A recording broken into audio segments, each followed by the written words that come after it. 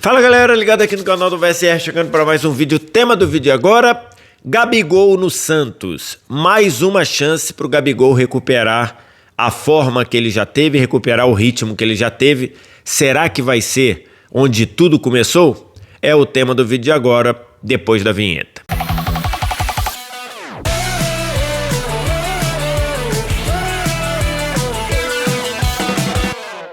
Mais um vídeo chegando aqui no canal do VSR, vamos falar sobre Gabigol no Santos. Já está treinando, já se apresentou, já está lá se movimentando para a temporada de 2026 com a camisa do Peixe. Antes da gente começar, você deixa o like, se inscreve no canal, tudo isso aqui embaixo também, primeiro comentário fixado, tem o link para você baixar o app do Flash Score, é o app que você está acostumado a eu promover aqui no canal do VSR, porque é o app que eu uso para estatística, acompanhamento de jogos, classificação, tudo isso em tempo real, você não paga nada nem para baixar nem para usar, só vir no primeiro comentário fixado, clicar no link, fazer o download e começar a usar.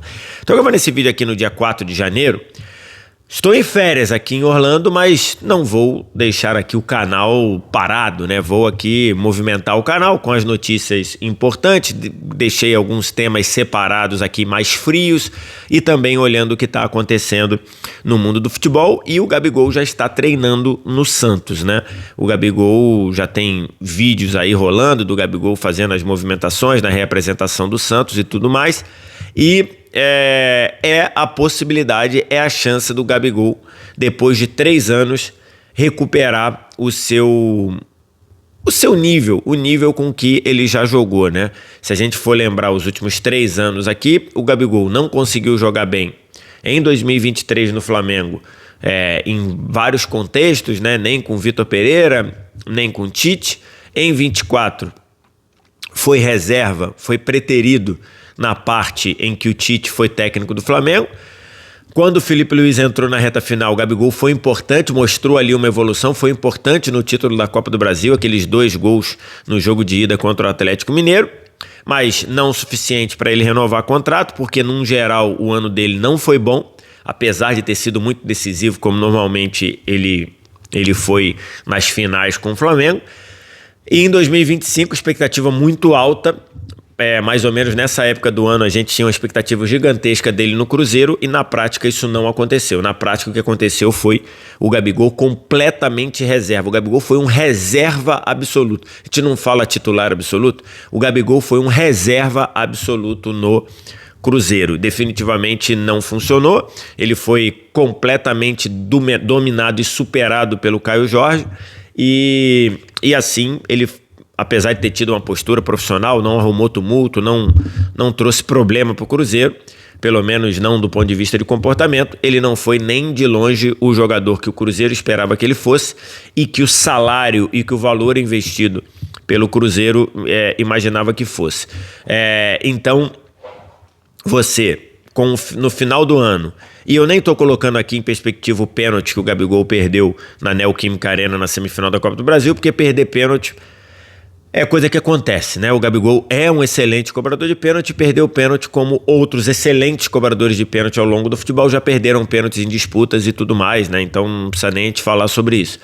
Eu nem tô colocando o pênalti em perspectiva, tô dizendo que realmente a passagem do Gabigol pelo Cruzeiro não aconteceu, não funcionou. E aí a decisão do Cruzeiro ir buscar o Tite tornava a coisa ainda mais insustentável, considerando que o Gabigol e o Tite tiveram já alguns problemas, tanto em seleção quanto no Flamengo, e o Cruzeiro escolheu com quem ele queria ficar quando ele anuncia o Tite como treinador.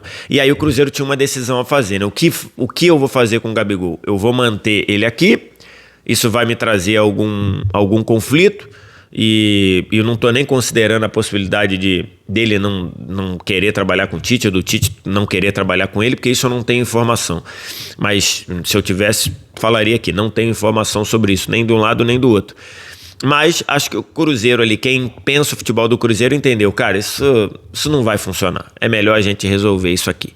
E aí o empréstimo do Gabigol por 1 ano ao Santos foi encaminhado. O Cruzeiro vai pagar mais de 2 milhões de reais por mês, se você considerar salário e luvas, pro Gabigol jogar no Santos. É isso mesmo. O Cruzeiro vai pagar muito dinheiro, mais da metade do que o Gabigol vai receber por mês, para o Gabigol jogar no Santos. Ah, mas isso é um absurdo, é um prejuízo danado. Acho que o Cruzeiro assumiu que ali a situação já estava num prejuízo. Acho que o Cruzeiro olhou e falou, cara, prejuízo já está posto, já está dado, é melhor o Gabigol ir jogar num outro clube do que a gente ter que administrar isso todo dia aqui na Toca da Raposa. E aí o Cruzeiro vai pagar uma quantia considerável para o Gabigol fazer, jogar, vestir a camisa do Santos, vestir a camisa de um adversário de Série A. Mas é o que se pode fazer diante desse cenário, é assumir o prejuízo. Aí tem uma expressão aí no mundo do mercado, né, que é prejuízo pouco é lucro. Ou seja, amenizar o prejuízo acaba sendo um lucro, e ainda mais considerando com o Tite comandando o Cruzeiro. E aí a gente chega no viés do Santos. O Santos vai pagar para o Gabigol um pouco mais de R$1 milhão por mês.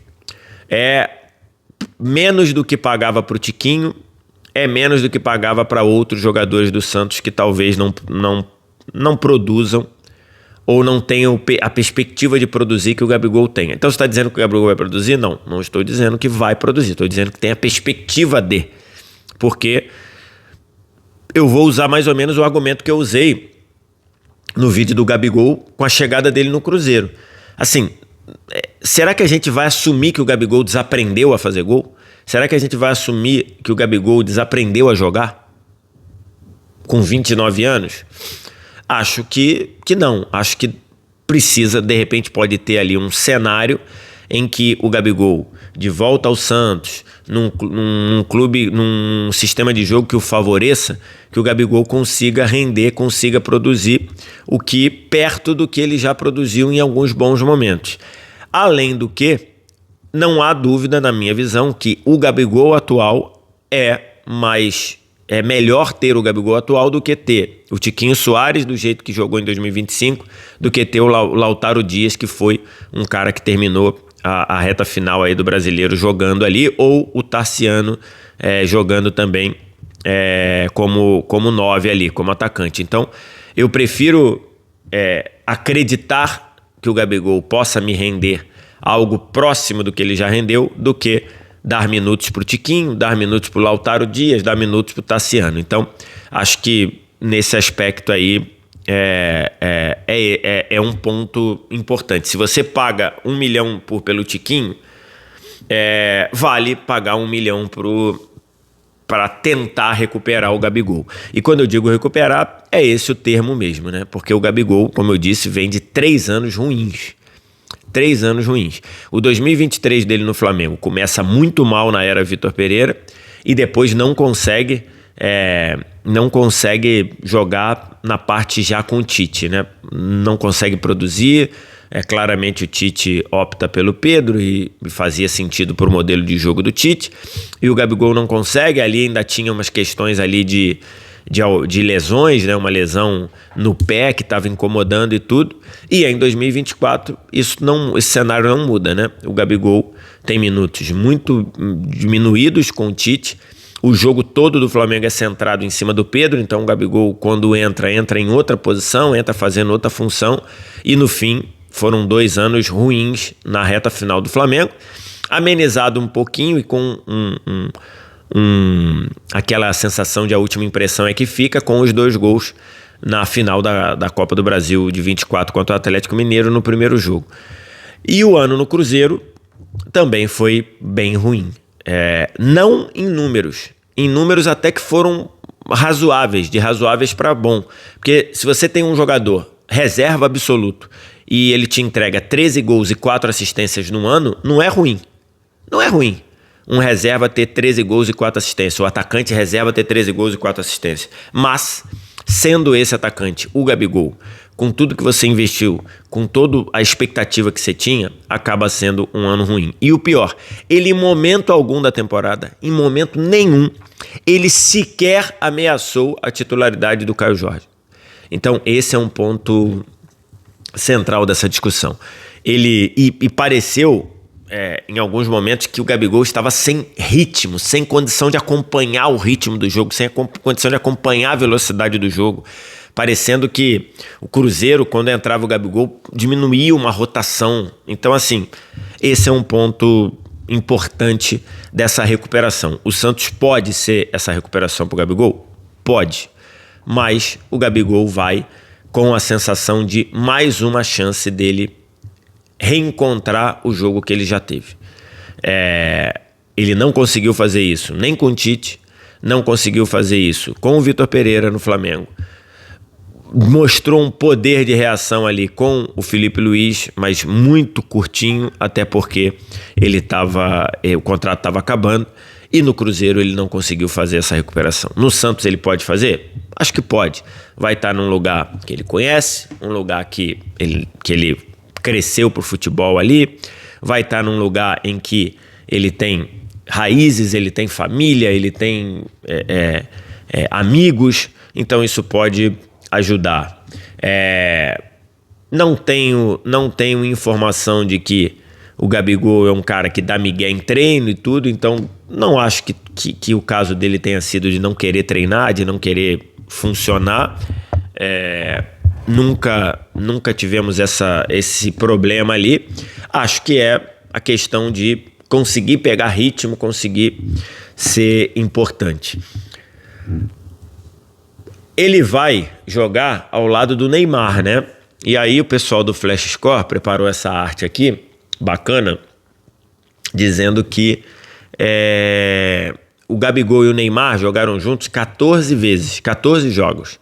13 pela seleção brasileira e 1 pelo Santos. Foram 10 gols e 10 assistências do Neymar e 4 gols do Gabigol nesses 14 jogos, né?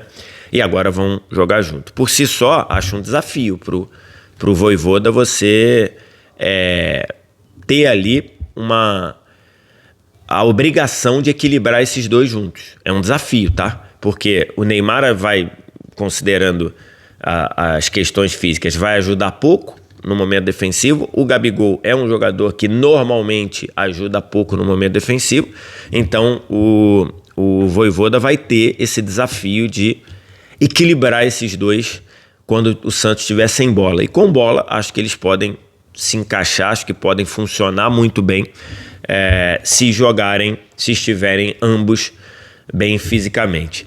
Tem um outro ponto que é a relação do Gabigol com a torcida do Santos.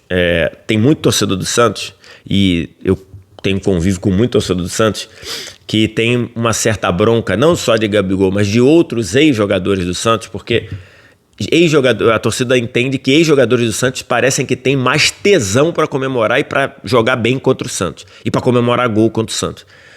Isso já é uma prática comum na torcida do Santos. E em relação ao Gabigol, isso é um pouco mais marcante. Até porque quando o Gabigol fez gols contra o Santos, jogando pelo Flamengo, o Gabigol comemorou muito. O Gabigol... E nada contra comemorar, tá bom? Se ele quer comemorar, mas do ponto de vista do torcedor do Santos, parecia que o Gabigol tinha vontade extra de comemorar, de espizinhar ali quando fazia gol, quando ganhava do Santos e tudo, e ele fez alguns gols. E aí o Gabigol responde que só fez isso porque a torcida do Santos sempre provocou ele, sempre cornetou ele. Em todo momento que a torcida do Santos reencontrou o Gabigol se defende dizendo que ele sempre foi muito atacado, e aí que ele só reagiu. Eu não sei qual o nível de impacto disso para a torcida do Santos, mas acho que a torcida vai conseguir lidar bem, partindo do princípio que agora o Gabigol tá lá para jogar para o Santos, tá lá para ajudar o Santos.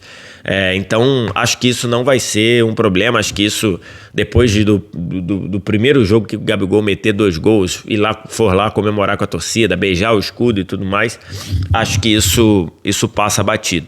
A questão mesmo é o Gabigol recuperar o nível competitivo. Ele não está conseguindo nos últimos 3 anos ou nos últimos 2 anos e meio. O Gabigol não conseguiu recuperar o nível competitivo que ele teve, e isso acho que é a maior preocupação. O Santos vai ter agora o Vojvoda, já está tendo agora o Vojvoda fazendo pré-temporada desde o início.